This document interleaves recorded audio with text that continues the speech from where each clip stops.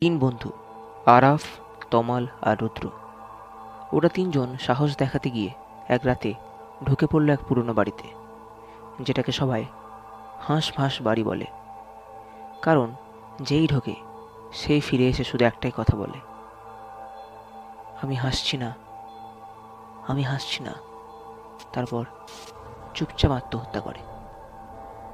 রাত 12টায় ওরা যখন ছাদে গেল, হঠাৎ শুনতে পেল ছাদের কোণে থেকে একটা হাসির শব্দ। কিন্তু আশেপাশে কেউ নেই। তমাল ক্যামেরা তুলে ছবি তুলল।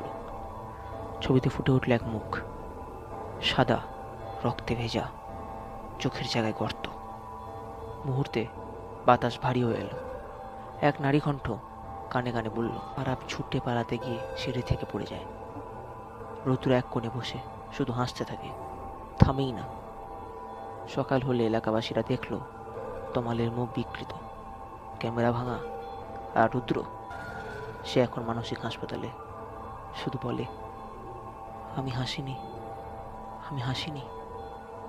ও হাসিছিল, ও হাসিছিল, আমি হাসিনি।